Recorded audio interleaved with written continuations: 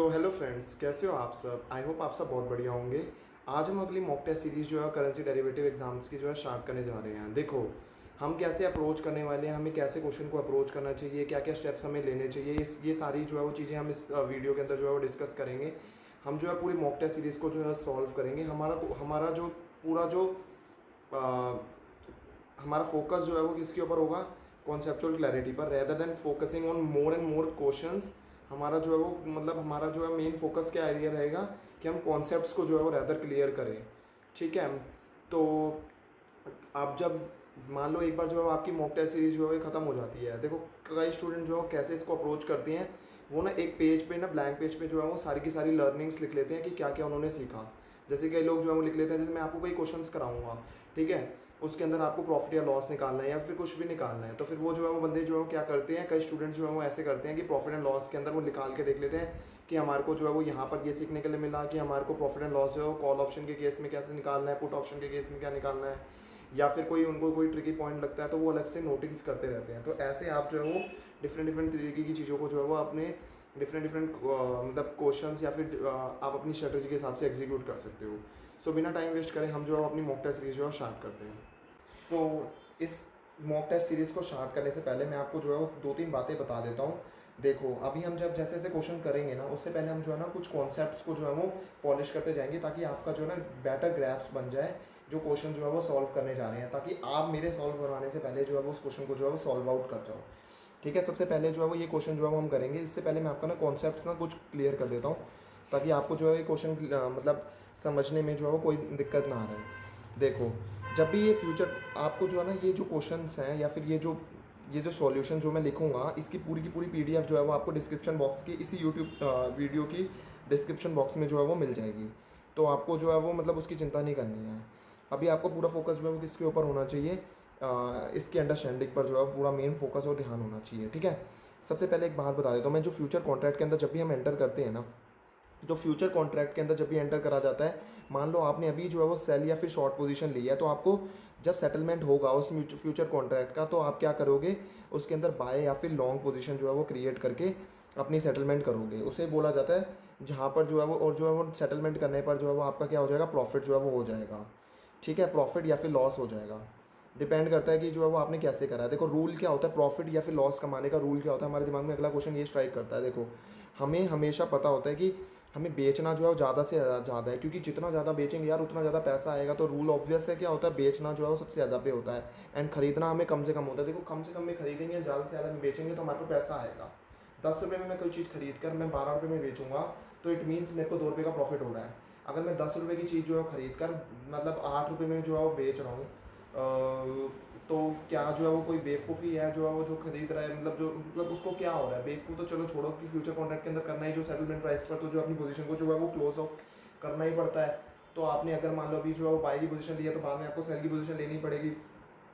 ठीक है, what ever may be the price और डिपेंडिंग अपॉन द सिचुएशन, जो भी सेटलमेंट प्राइस होगा। ठीक है, तो वहाँ पर आपको उसके अकॉर्डिंगली जो है गेन या लॉस हो जाता है। बट आपको जो है दिमाग में क्या क्लैरिटी से रखना है कि प्रॉफिट कभी होगा, जब आपको बेचोगे ज़्यादा पर एंड खरीदोगे उसे कम पर। मान लो अभी आपने सेल पोजीशन ली है, ठीक है, सेल पोजीशन आपने ज़्यादा पे ली है एंड बाय पोजीशन जो है वो आपने कम पे लिया है। मान लो एग्जांपल मैं लेके चलता हूँ, एग्जांपल से आपको क्लैरिटी ज़्यादा होगी। मान लो आपने 80 रुपये पे जो है वो क्या करा, शॉर्ट पोजीशन जो है क्रिएट करती। ठीक है, ठीक है, एंड बाद में जब आप जो उसे बाय कर रहे होगे, जो सेटलमेंट होगी, तो आपको अपनी पोजीशन को क्लोज ऑफ भी तो करना पड़ेगा। ये तो थोड़ी कि आपकी पोजीशन जो है वो खड़ी रहेगी, कि आपने कोई सेल करने का, किसी को जो है वो कोई भी मतलब करेंसी पेयर को जो है वो आपने सेल आउट करने का जो है वो मतलब वो करा हुआ है, पोजीशन ली हुई है, तो वो ऐसे खड़ी रहेगी। आपको पोजीशन को क्लोज ऑफ करना पड़ता है। ठीक है, आपको इतना तो आई होप आप इतने मेच्योर हो, आपको इतना पता है कि आपको पोजीशन जो है वो क्लोज ऑफ करनी पड़ती है सेटलमेंट पे। मान लो आपने पोजीशन को क्लोज ऑफ करी 878 पर, तो आपको कितने का गेन हो गया, 2 रुपीज़ का जो है वो गेन हो गया। ठीक है, एंड वहीं मान लो अगर आपने पहले यहाँ पर बाय की पोजीशन ली होती एंड सेटलमेंट आपको सेल पर करना पड़ता, शॉर्ट पोजीशन जो है क्रिएट करके अपनी पोजीशन को क्लोज ऑफ करना पड़ता है, एंड आपने बाय जो है वो मान लो 80 पे किया होता एंड सेल जो है 78 पे किया होता, तो आपको क्या होता, तो आपको जो है वो क्या हो जाता, 2 रुपये का जो है वो नुकसान हो जाता, क्योंकि 80 रुपये में खरीद रहे हो एंड आपको अपनी पोजीशन क्लोज ऑफ करनी पड़ी है 78 में। तो मतलब क्या है कि आपको 2 का नुकसान हो गया। ठीक है, तो आपको जो है वो ये जब बातें अगर आपके दिमाग में क्लैरिटी से बैठ गई हैं कि सेटलमेंट प्राइस क्या होता है, देखो सेटलमेंट प्राइस क्या होता है आपको ये भी पता होना चाहिए। तो जिस कॉन्ट्रैक्ट पर आप उसे सेटल करोगे ना, तो उसे सेटलमेंट प्राइस भी बोलते हैं। ठीक है, अब आप मेरे ख्याल से अब आप जो है वो रेडी हो ये क्वेश्चन सॉल्व करने के लिए। ठीक है, तो सबसे पहले हम जो है क्वेश्चन सॉल्व करते हैं। Mister Patel take a short position in GBP INR. Short position का मतलब क्या होता है, मैंने आपको बताया ही है। शॉर्ट पोजीशन का मतलब होता है कि जो है वहाँ पर हमने सेल की पोजीशन जो है वो ली है, कितने पर ली है, कौन से कॉन्ट्रैक्ट के अंदर, जीबीपी आईएनआर फ्यूचर कॉन्ट्रैक्ट के अंदर किस प्राइस पर लिए, 80 पर जो है वो हमने सेल की पोजीशन ली है। तो आपने जो है दिमाग में रख लिया या फिर एक पेज पे लिख लिया, जो आपको पेज मिलता है एग्जाम के अंदर, सेल करा है हमने 80 पे। And he sell 20 lots of the same, कितने लॉट्स खरीदे हैं। आपको पता होना चाहिए कि फ्यूचर कॉन्ट्रैक्ट के अंदर जो भी डीलिंग होती है वो आपकी जो है वो लॉट्स के अंदर जो है वो डीलिंग होती है। आप एक शेयर्स नहीं खरीदते हो, यहाँ पर आपको क्या करना पड़ता है, लॉट के अंदर डीलिंग करनी पड़ती है, जिसे हम कॉन्ट्रैक्ट साइज भी बोलते हैं। ठीक है, जो अमाउंट ऑफ एसेट जो आप डिलीवर करते हो एक कॉन्ट्रैक्ट के अंदर, उसे जो है वो कॉन्ट्रैक्ट साइज भी बोलते हैं। तो एक ये कॉन्सेप्ट भी है जो आपको जो है वो दिमाग में रखना है। ठीक है, तो आपको लॉट साइज का कॉन्सेप्ट पता ही है, फ्यूचर कॉन्ट्रैक्ट के अंदर जो है वो होता है। देन आ जाता है हमने जो है वो एक्सपायरी पर सेटलमेंट प्राइस क्या है, 80.30। तो आपको अपनी पोजीशन जो है क्लोज ऑफ करनी पड़ेगी फ्यूचर कॉन्ट्रैक्ट की। आपने पहले सेल का लिया था तो आपको सेटलमेंट पर उसे बाय करना पड़ेगा, 80.30 पर आप उसे बाय करोगे। ठीक है, अब आप मुझे बताओ कि आपको जो है वो फ़ायदा होगा या नुकसान होगा। देखो, आपको जो है वो इस चीज़ कॉन्ट्रैक्ट में एंटर करने से लॉस हो रहा है, ये तो आपको दिमाग में जा ही रही है बात। क्यों? क्योंकि आपने जो है बेचा जो है वो क्या है, कम पर, और जो है वो बाय किस पे कर रहे हो, ज़्यादा पर। मतलब आपके रूल से उल्टा हो गया कि आपको जो है बेचना तो बल्कि ज़्यादा पे चाहिए था एंड खरीदना कम पर, बट आपने उल्टा कर दिया। तो आपको जो है वो नुकसान कितने का हो गया, -0.30 का नुकसान हो गया है। ठीक है, आपको -0.30 का जो है नुकसान हुआ है। तो अब आपको क्या, कितने लॉस पर जो है वो हुआ है, आपका टोटल लॉस कैसे निकाला जाएगा। ये -0.30 का ही सिर्फ नुकसान नहीं हुआ है, आपको 20 लॉट्स पर हुआ है। और एक जीबीपी आईएनआर का जो कॉन्ट्रैक्ट जो होता है वो कितने का होता है, वो 1000 का होता है एक लॉट साइज़। तो आपको कितने का टोटल नुकसान हो जाएगा, -6000 का नुकसान हो गया। अगर आप इन तीनों चीज़ों को मल्टीप्लाई कर दोगे तो इससे जो है वो आपका जो है वो क्या आ जाएगा, तो यहाँ पर आपका जो है वो करेक्ट आंसर क्या हो गया, लॉस हुआ है आपको जो है वो 6000 का। तो B is the correct answer. ठीक है, तो यहाँ पर हमारा जो है वो ये वाला कॉन्सेप्ट जो है क्लियर हो जाता है। ठीक है, अगला क्वेश्चन जो है मतलब क्लियर हो, एक ये वाला क्वेश्चन क्लियर हो जाता है आपको। आई होप आपको मज़ा आया होगा, कितनी सारी लर्निंग्स आपको इस क्वेश्चन के अंदर जो है वो सीखने के लिए मिले हैं कि जो है वो कैसे सेटलमेंट किया जाता है, कैसे गेन या लॉस जो है वो निकाला जाता है, एंड कैसे जो है वो आप जो है वो कॉन्ट्रैक्ट साइज़ का मतलब क्या होता है, मतलब जिसे हम लॉट साइज भी, कॉन्ट्रैक्ट साइज को हम लॉट साइज भी बोलते हैं। फ्यूचर प्राइस का मतलब क्या होता है कि करंट प्राइस क्या है उस स्पेसिफाइड फ्यूचर कॉन्ट्रैक्ट का, एंड आपको अपनी पोजीशन को जो है वो क्लोज ऑफ करना पड़ता है। ये आपको जो है वो इस क्वेश्चन के अंदर लर्निंग सीखने के लिए मिली है। अब हम अगला क्वेश्चन आ जाते हैं। A person buy a USD INR call option at strike price of ₹50 and pay a premium of INR 0.50, what would be the break even point. Wow, इस क्वेश्चन के अंदर तो हमारे को ब्रेक इवन पॉइंट सीखने के लिए मिलेगा। तो सबसे पहले मैं आपको ना ब्रेक इवन पॉइंट वाला कॉन्सेप्ट क्लियर कर देता हूँ, ताकि आपको जो है वो ये क्वेश्चन आप मेरे से पहले कर पाओ। ठीक है, तो ठीक है, मैं आपका जो है वो ये क्वेश्चन जो है क्लियर ऑफ कर देता हूँ। यहाँ पर जो है वो हम सबसे पहले हमारे को क्या सीखने के लिए मिल रहा है, कॉल ऑप्शन के केस के अंदर ब्रेक इवन पॉइंट जो है निकालना है। देखो, ब्रेक इवन पॉइंट जो है कॉल ऑप्शन के केस में कैसे निकाला जाता है, ब्रेक इवन जो है वो निकाला जाता है जो भी स्ट्राइक प्राइस होगा प्लस में प्रीमियम, ये हमारा जो है वो क्या होता है, ये हमारा जो है वो ब्रेक इवन होता है। यहाँ पर ना तो कोई गेन होगा ना तो कोई लॉस होगा। ठीक है, ब्रेक इवन का मतलब यहाँ पर ये है कि यहाँ पर ना तो कोई गेन होगा और ना तो कोई लॉस होगा, उतना ब्रेक इवन बता दो। ठीक है, देखो as an call option holder आप ये सोचो कि आपको कितना प्राइस तो कम से कम चाहिए ही है। देखो आपको जो है, ताकि आपको कोई भी लॉस भी ना हो कोई गेन भी ना हो। देखो आपको प्रीमियम तो आपने जो पे करा है वो तो आपको रिकवर करना ही है। ठीक है, आपके दिमाग में ये होगा कि आपको प्रीमियम तो रिकवर करना ही है। तो मतलब जो स्ट्राइक प्राइस है उसके अंदर प्रीमियम अमाउंट इतना हो जाए, ये टोटल जो है वो अगर आपका रिकवर हो जाता है तो आपका क्या है, कोई भी गेन या कोई भी लॉस नहीं है। ठीक है, अगर मान लो मेच्योरिटी पर इतना हो जाता है कि स्ट्राइक प्राइस प्लस प्रीमियम है तो आपका कोई भी गेन या लॉस कुछ भी नहीं हुआ। ठीक है, तो ऐसे करके जो है हम क्या निकालते हैं, ब्रेक इवन निकालते हैं। ब्रेक इवन निकालने का फॉर्मूला होता है स्ट्राइक प्राइस प्लस में प्रीमियम। ठीक है, स्ट्राइक प्राइस मतलब जिसमें आप जो है वो उसको जो है वो उस एक कॉन्ट्रैक्ट, कॉल ऑप्शन के कॉन्ट्रैक्ट को खरीदोगे, वो जो है वो आपका स्ट्राइक प्राइस हो जाता है। एंड उसके अंदर मान लो आपने 50 रुपये में जो है वो कॉन्ट्रैक्ट खरीदा। ठीक है, आपका 2 रुपये का प्रीमियम था। ठीक है, और मान लो जो है वो मेच्योरिटी पर जो है वो प्राइस जो है वो चल रहा है, कुछ भी चल रहा है। ठीक है, तो आपका ब्रेक इवन जो है वो कब होगा कि आपको कोई भी गेन भी ना हो या फिर आपको कोई गेन भी ना हो, मतलब कोई भी प्रॉफिट भी ना हो और लॉस भी ना हो। तो वो होगा आपका तब जब आप जो है वो स्ट्राइक प्राइस प्लस में प्रीमियम जो है वो आपका ब्रेक इवन पॉइंट जो है वो होता है। ठीक है, तो हमारा ये फॉर्मूला लिखने के बाद हमारे को जो है वो ब्रेक इवन जो है वो देखो, अब क्वेश्चन जो है वो हम फेस करने के लिए रेडी हैं। अब पर्सन जो है वो क्या कर रहा है, बाय कर रहा है USD INR कॉल ऑप्शन को at a strike price of ₹50 and pay a premium of INR 0.50। What would be the break even point? तो हमारे को ब्रेक इवन पॉइंट जो है पता है। ब्रेक इवन पॉइंट हम कैसे निकाल सकते हैं? एक तो आ जाता है हमारे पास में ये रहा स्ट्राइक प्राइस प्लस में प्रीमियम है, तो स्ट्राइक प्राइस प्लस में प्रीमियम में है, और पर्सन जो है उसने USD INR जो है कॉल ऑप्शन कितने में खरीदा 50 पर, और प्रीमियम कितना का पे किया था 0.50 का। तो कीपिंग इन माइंड कि तो हम जो है वो क्या, जो पर्सन है, पर्सन को पॉजिटिव कैश फ्लोज कब होंगे? अगर उसका प्राइस जो है वो क्या हो जाएगा 50 प्लस में 0.50, 50.50 से ज़्यादा होगा। अगर उसका प्राइस जो है वो ज़्यादा होने लग जाएगा तब जाके आप जो है मान लो कॉल ऑप्शन होल्डर हो, ठीक है, आपने जो है वो स्ट्राइक प्राइस दिया, आपने कुछ प्रीमियम अमाउंट दिया, ठीक है, टोटल कितना हो गया 50.50 पर, तो आपको कोई फ़ायदा या नुकसान नहीं होगा। अगर मार्केट में 50.50 चल रहा है तो आपको कोई फ़ायदा या नुकसान नहीं होगा। आपको नेट कैश फ्लोज कब होंगे? जब जो है वो प्राइस जो है वो क्या होगा, जब प्राइस जो है वो 50.50 से बढ़ने लग जाएगा मार्केट के अंदर, ठीक है। तो आपको दिमाग में क्लैरिटी क्या रखनी है कि आपको फ़ायदा कब होगा? जब मार्केट में 50.50 से बढ़ने लग जाएगा और आपने जो है वो इस कॉन्ट्रैक्ट को कितने में खरीद लिया 50.50 में, तो आप जो है वो क्या करोगे, आप 50.50 में जो है वो इस कॉन्ट्रैक्ट को जो है वो क्या कर लोगे, खरीद लोगे।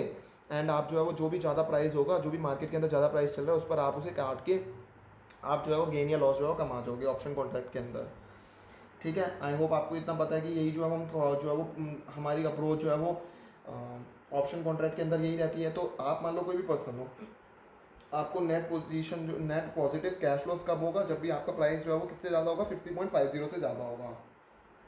तो ये जो ट्रांजेक्शन है, ये जो पर्टिकुलर ट्रांजेक्शन है, इसके लिए ब्रेक इवन पॉइंट क्या हो जाएगा 50.50 हो जाएगा। तो इस केस के अंदर सी इज़ द करेक्ट आंसर, ठीक है। तो आपको जो है वो लॉजिक जो है आई होप आपको जो है वो अच्छे से समझ में आया होगा। एंड मैं जो है वो एक्सपेक्ट क्या कर रहा हूँ आपसे कि आपका मेरे से पहले आंसर आ गया होगा, क्योंकि मैंने आपको अभी कॉन्सेप्ट पहले समझा दिया था, तो आपका जो है वो आंसर जो है मेरे से पहले आ गया होगा, ठीक है। दिमाग में अभी जो हमने क्या सीखा मैं आपको जो है समराइज़ कर देता हूँ। अभी हमने जो है वो इस क्वेश्चन के अंदर ये सीखा, देखो आप एक कॉल ऑप्शन होल्डर हो, आपने जो है वो कोई भी जो है वो कोई कॉल ऑप्शन के अंदर एंटर करा, आप जो है वो मान लो कोई भी स्ट्राइक प्राइस दोगे, उसके साथ में आप कोई प्रीमियम अमाउंट भी दोगे, तो आप क्या चाहोगे कि मार्केट के अंदर जो है वो आप जो है वो इस कॉल ऑप्शन कॉन्ट्रैक्ट को जो है वो खरीद लो, ठीक है, 50.50 में जैसे इस एग्जांपल में था, और मार्केट में प्राइस ज़्यादा हो तो आप कम पे खरीद के एंड ज़्यादा में आप उसे बेचते रहो, ठीक है। तो ब्रेक इवन क्या होगा 50.50, एंड अगर कोई भी प्राइस जो 50.50 से ज़्यादा होगा आपको उसमें गेन होने लग जाएगा।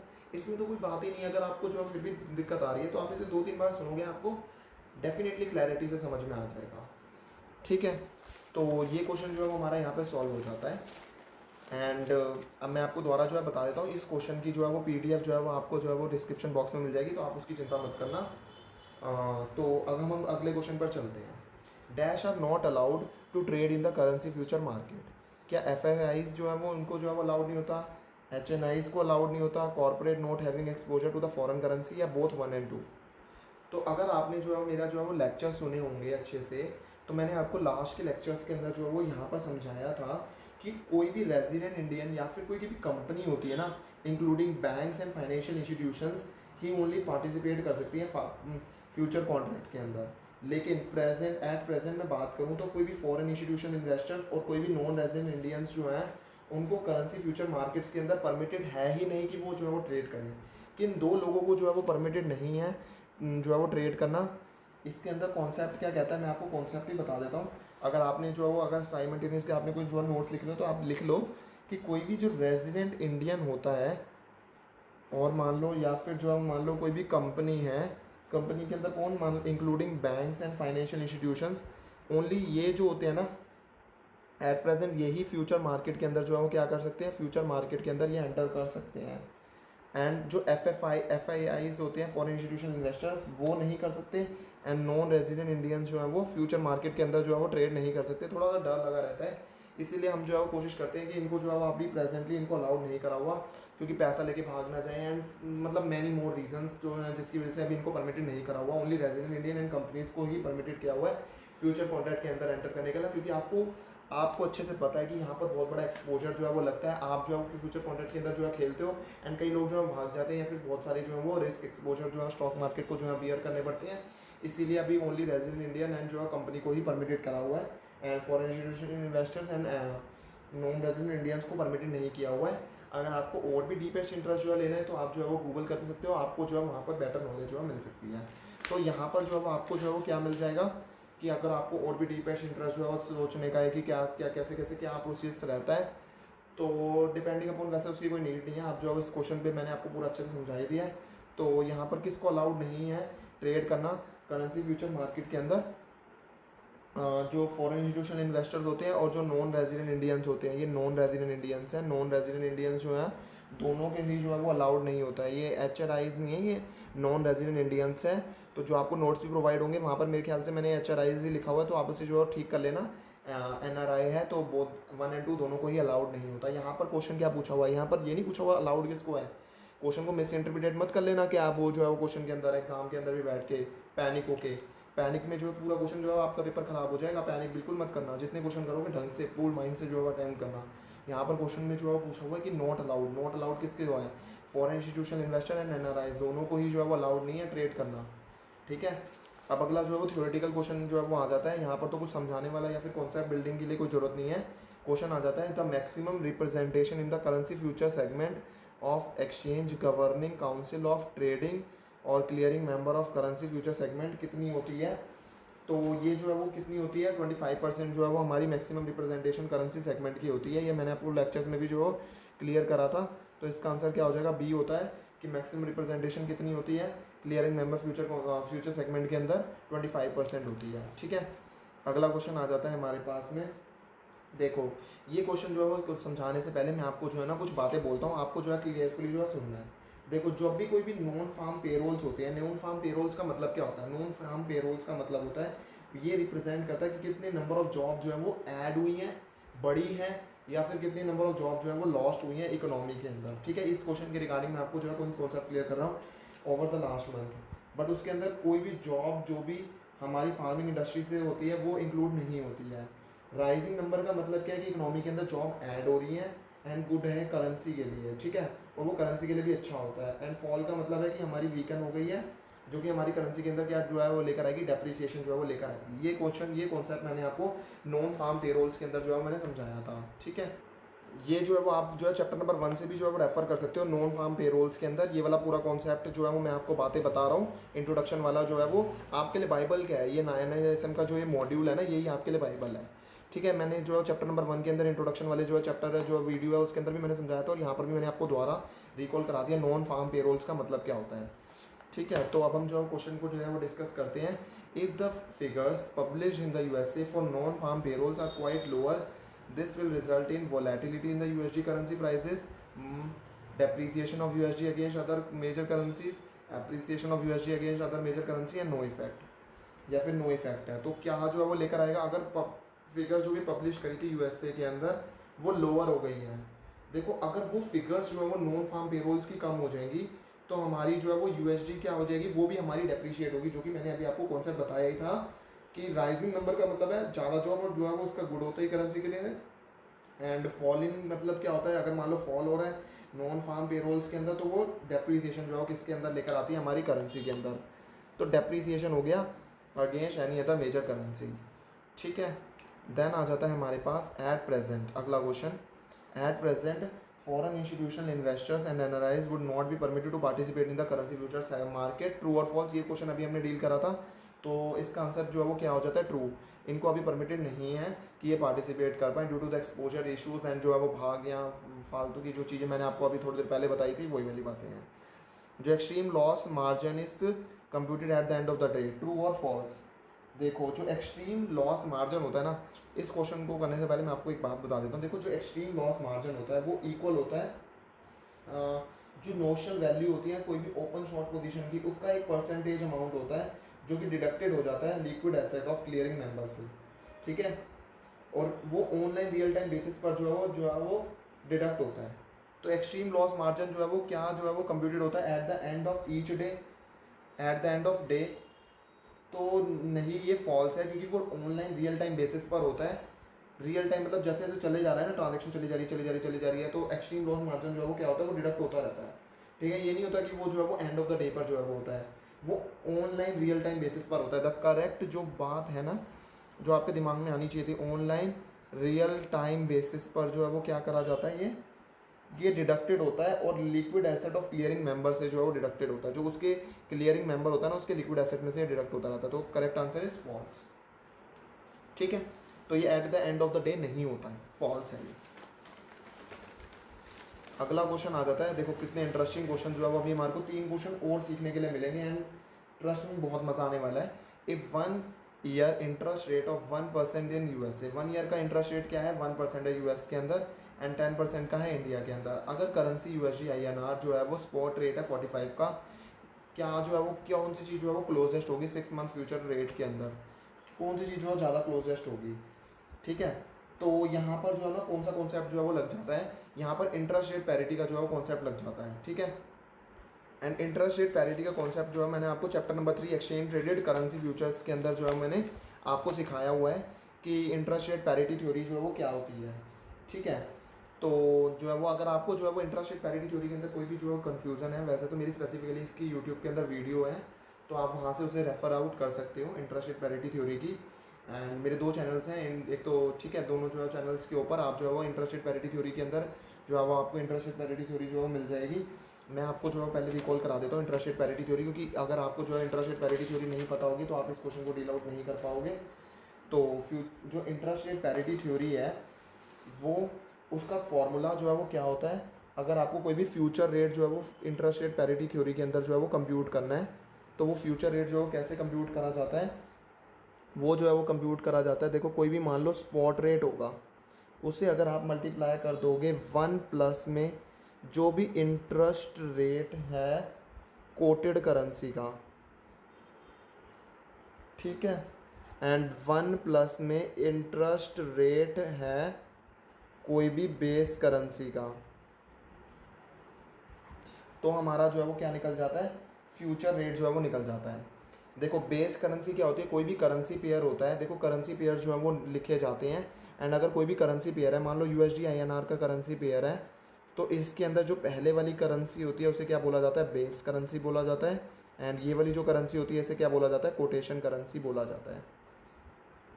ठीक है, तो कोटेड करेंसी और बेस करेंसी का कॉन्सेप्ट आपको क्लियर हो गया। स्पॉट रेट का मतलब क्या होता है, आज क्या प्राइस चल रहा है, ठीक है, उसे बोला जाता है स्पॉट रेट।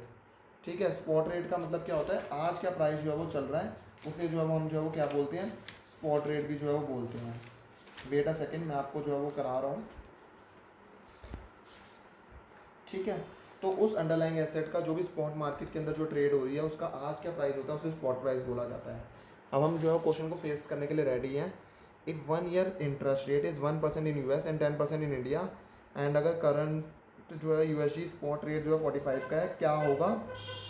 क्वेश्चन ने क्या पूछा है, 6 मंथ का फ्यूचर रेट पूछ लिया यूएसडी आईएनआर का, ये करेंसी पेयर है एंड ये 6 मंथ का फ्यूचर रेट जो है वो पूछ लिया है। ठीक है, तो फिगर जो है हम स्क्रॉल आउट करके जो है लिखते हैं कि मतलब क्या क्या जो है वो आ जाएंगी। देखो सबसे पहले आ जाता है हमारे पास, एक सेकेंड,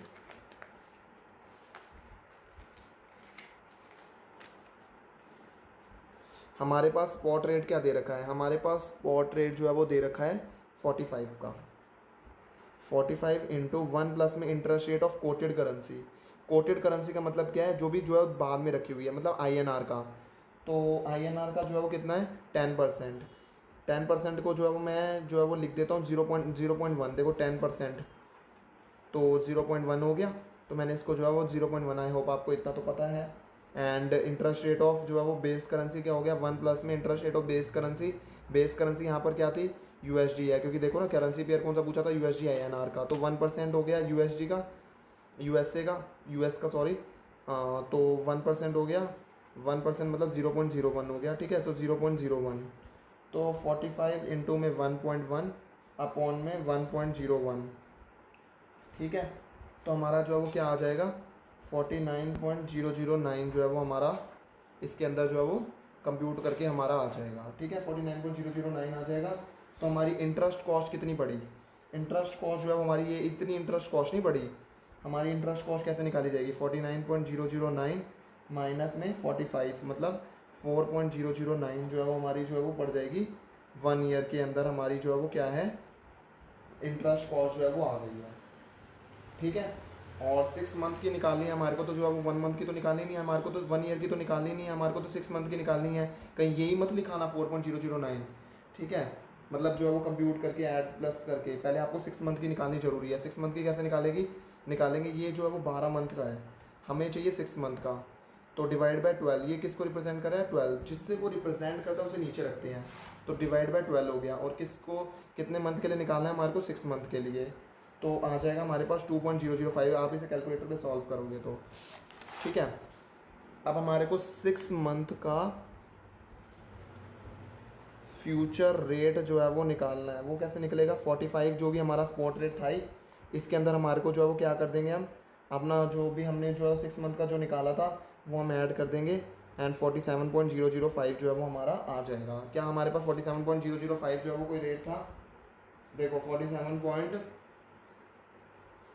तो इस केस के अंदर हमारा क्या आंसर हो जाएगा, नियर बाय हम क्लोज है 47 से, तो 47 जो है वो इसका करेक्ट आंसर जो है वो हो जाएगा। ठीक है, तो अब हम अगले क्वेश्चन पर अप्रोच करते हैं। हमारा अगला क्वेश्चन जो है वो आ जाता है, देखो अगर आपको जो है वो इसे अप्रोक्सीमेशन मेथड के थ्रू निकालना है, तो मैं आपको अप्रोक्सीमेशन मेथड के थ्रू भी जो है वो निकालना सिखा देता हूँ। देखो अप्रोक्सीमेशन मेथड जो है वो कैसे निकाला जाता है, अप्रोक्सीमेशन मेथड से देखो, अगर मान लो जो भी इसके अंदर इंटरेस्ट रेट के अंदर डिफरेंस कितने का था, एक तो 1% था और एक 10% था, मतलब आपका डिफरेंस कितना था 10 माइनस 1%, जो कि है 9%। ठीक है, 9% जो है वो किसका निकाल लो, स्पॉट का निकाल लो। 9% कितना हो गया, 9% ऑफ 45, 4.05 हो गया। ठीक है, 6 मंथ का निकालना है तो 4.05 डिवाइडेड बाय, मतलब ये 12 महीने का है, 6 महीने का कितना होगा 2.02 हो जाएगा। तो अप्रॉक्सीमेटली 6 मंथ का कैसे निकाला जाएगा, 45 प्लस में 2.02 मतलब 47.02, या फिर जो है आप बोलो 47 जो है वो बोल लो। ठीक है, तो ये ऐसे करके जो है वो निकल जाता है। अब अगला क्वेश्चन आ जाता है, ट्रेडर जो है वो बाय करता है 40 lots of USD INR January futures at 56.50 and square off this position after INR depreciate by 72x, what is the profit or loss for this trade. देखो बाय द वे ना, मैं जो है ना बीच में जो है इंटरप्ट करके आपको एक बात बता देता हूँ। कई बच्चे मुझसे पूछते हैं कि सर जो है वो आप जो है वो ये मॉक टेस्ट करने का फ़ायदा क्या है। देखो मॉक टेस्ट करने का फ़ायदा सबसे ज़्यादा ये है कि आप जो है ना, आपको पहले ही पता चल जाता है अपनी परफॉर्मेंस के बारे में, आपको अपनी वीकनेस के बारे में पहले ही पता चल जाता है। ठीक है, तो बेटर होता है कि मॉक टेस्ट जो है वो प्रिपेयर करना, जितनी आप मॉक टेस्ट ज़्यादा से ज़्यादा प्रिपेयर करोगे उतना आपका ही बेनिफिट है। और आपको मेहनत तो करनी पड़ेगी, अगर आपको डेफिनेटली, अगर आपका टारगेट जो है वो 90+ का है, तो आपको डेफिनेटली जो है वो क्या करनी पड़ेगी, मेहनत तो करनी पड़ेगी, और आपको जो है वो डेफिनेटली तभी जाकर आपको जो है वो बेटर स्कोर कर पाओगे, अगर आपका 90+ का टारगेट है एटलीस्ट। ठीक है, and my best wishes are always with you. तो अगले क्वेश्चन पे पहले जो चलते हैं, a trader buy 40 lots of USD INR January futures at 56.50 and square off this position after INR depreciate by 70 ticks, what is the profit or loss for this trade। ठीक है, तो इस क्वेश्चन को सॉल्व करने से पहले सबसे पहले मैं आपका ना कॉन्सेप्ट बिल्डिंग कर देता हूँ। देखो जब भी एक मान लो कोई भी करेंसी पेयर है, उसके अंदर अगर मान लो कोई भी जो है वो कोई भी करेंसी जो है डेप्रिशिएट हो रही है, तो मतलब दूसरी करेंसी क्या होगी, उसके अगेंस्ट में जो है वो राइज करेगी।